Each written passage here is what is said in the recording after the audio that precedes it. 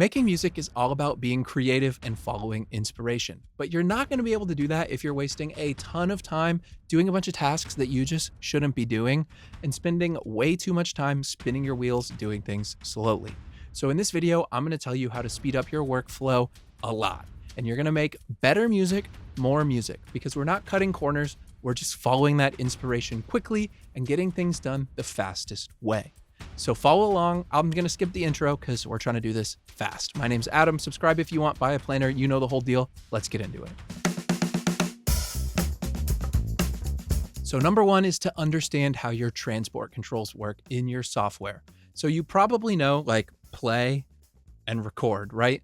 What you may not know is the other transport settings. Now, one that's pretty popular is loop playback. So that's when you highlight a section, and then when you play, it just loops over and over, so you can mix that section over and over again instead of having to rewind it and hit play from the same place. What you may not know is things like count in, which is great for when you're recording yourself, because when you hit record, it'll play for a certain amount of bars that you specify, and then it'll start recording. So let's say you want to start recording on bar 4, you pull back to bar 2, you hit play, it'll start recording automatically on bar 4, so you can play while you're recording yourself and not have to punch in. So that's super helpful, but there are lots of transport controls that vary from software to software. So look up how yours work and master that, learn it. It will make you a lot faster. Now, number 2 is you need to be organized all the time. I talked a lot about this in my vocal recording video, so go watch that if you want more details. But basically, name all your tracks something where you actually know what it is. Don't let tracks be called file 13 or loop 11. Name it. Descriptive names. Put markers on your session so you have the intro, the verse, the pre-chorus, the chorus, all labeled. And then color code your session if that's something that helps you. I never color code my sessions. I just do them all in order, which also is helpful. Drums, bass, keyboards, guitar, vocals, everything's in the same order. So I know where things are. I'm not digging around trying to listen and find the verse and find the keyboard. I know what it is. Do that. You're going to save a lot of time. Now, number 3 is a two-parter because you need to learn your keyboard shortcuts. If you're just using your mouse all the time, every single time you need to do anything, you're going to be wasting time. So learn your keyboard shortcuts, especially the stuff that you do often. Anytime you go to a menu, there's a tooltip that says what the keyboard shortcut is. Start remembering those. If you're having trouble doing that, take your mouse and put it somewhere else. Work with just your keyboard for a while. And then if you need to know how to do something without the mouse, Google it. Or if you're using the mouse, remember what the tooltip says and then put the mouse back away. Eventually, you want to be able to run a session with mostly just your keyboard. That's the way the fastest people do it. That's the way I do a lot of stuff. I still use the mouse, but learning keyboard shortcuts is huge. However, if you are using a mouse, which I think everyone is, I have one with these buttons here. And what I've done is I've made button number 1 copy and button number 2 is paste. So I use that in a lot of software besides Pro Tools. Copy and paste are helpful anywhere. But if you don't want to do that, you could use one as save, one as, undo. Whatever it is that you want to just have at a moment's notice, assign the buttons on your mouse to those things. And the reason that I suggest using save for one of the buttons is because the next tip is one that is huge, and that is to save your work often. And if you're not saving your work often, set up auto backups, auto save, because the biggest waste of time is redoing stuff you already did because your computer crashed or something happened to the power, whatever it is. And then all of a sudden you have to spend the next 20 minutes redoing editing or recording that you already did a second time. That is the biggest waste of time ever. Redoing work you already did sucks. Now, the next tip, and this is a huge one, especially if you work on electronic music or pop music or anything that uses a lot of synths, is to learn at least the basics of synthesis. One of the biggest wastes of time out there is sitting and scrolling through a bunch of keyboard presets because you want a certain sound, a certain synth sound that you've heard before and you don't know how to get it, and you don't even really know what it's called.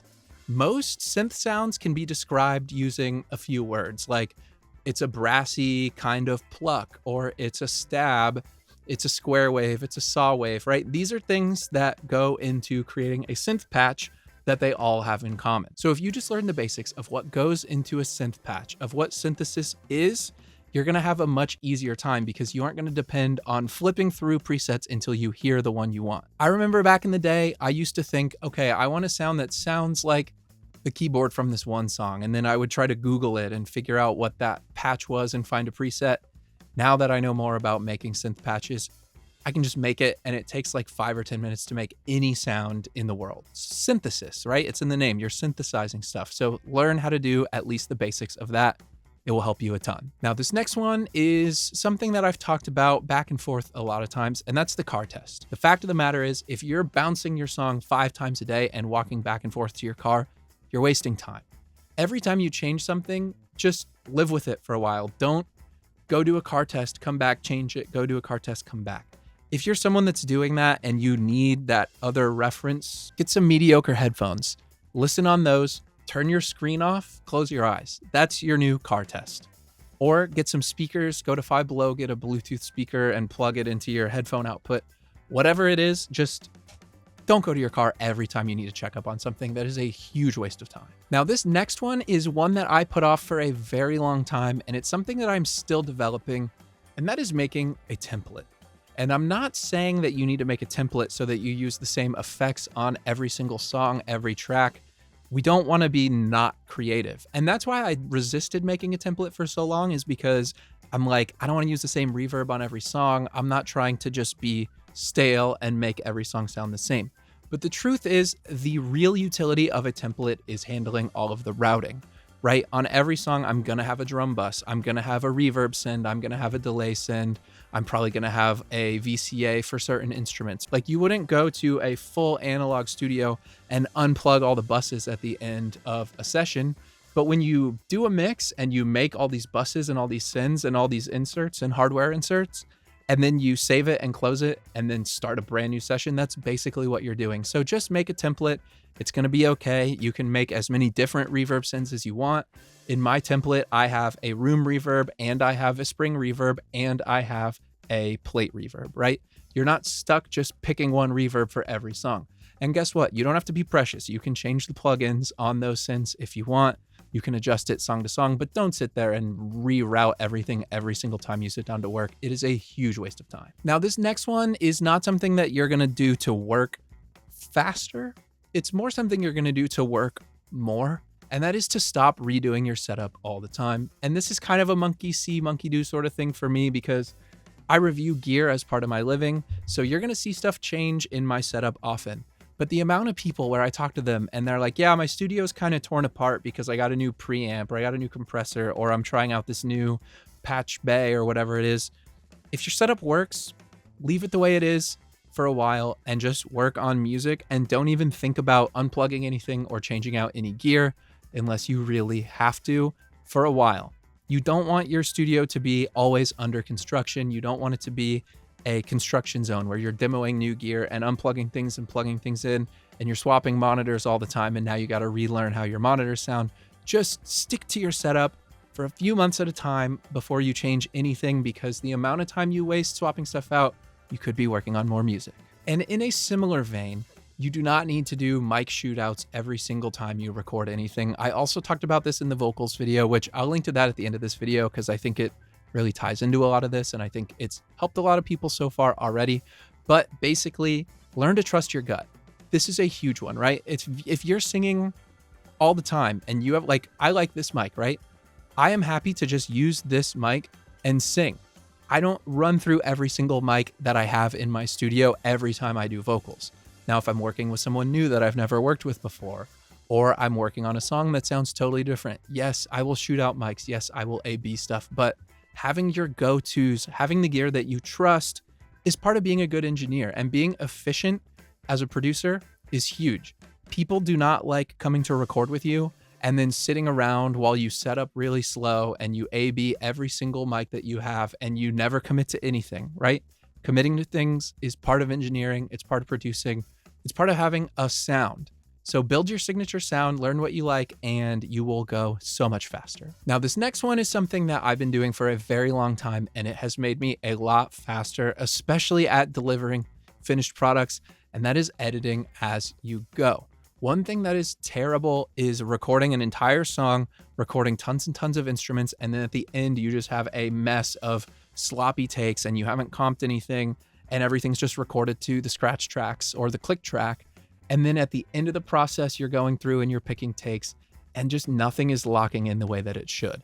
So if you edit as you go, then you are going to have a much better time. If you're going to grid your drums, do it before you record bass and guitars.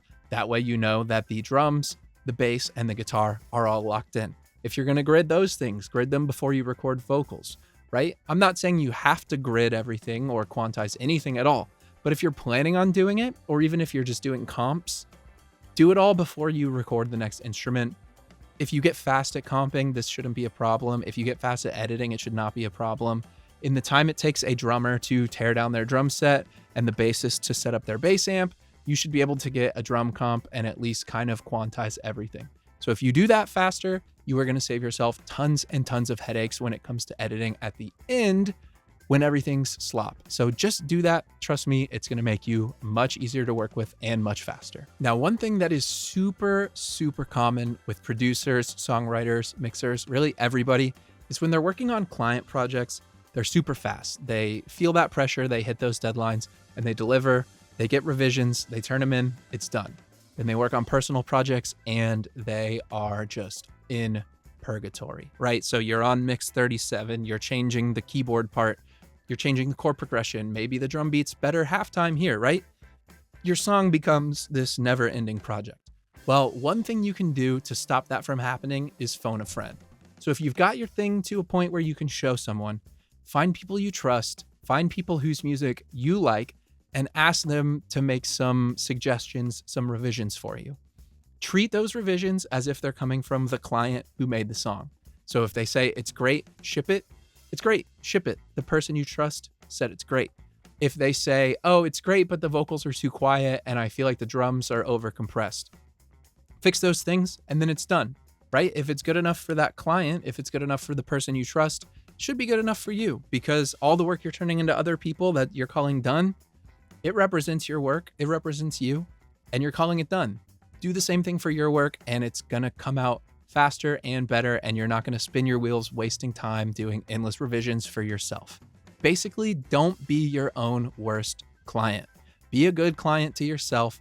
Give yourself a couple rounds of revisions and call it a day. And now this last tip is kind of broad, kind of vague. It's gonna sound dumb when I say it, but I'll explain and I promise it will help.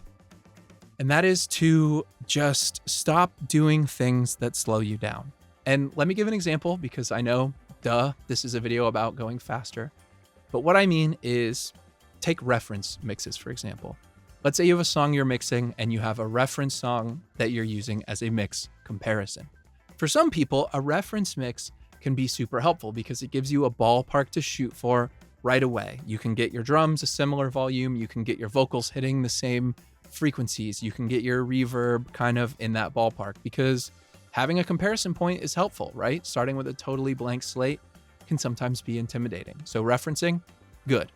Now, on the flip side, there are some people who pull in a reference track and then they spend so much time trying to match everything exactly, trying to get the kick drum to be exactly the same pitch. And oh, are my delay throws blah, blah, blah, right? You get the idea. So for that person, the reference track is slowing them down because they're trying to make a carbon copy of the mix that they're referencing. So this isn't just about reference tracks, right? It's about everything. But there are going to be things where in your own process, just skipping them or doing an abridged version of it will save you so much time.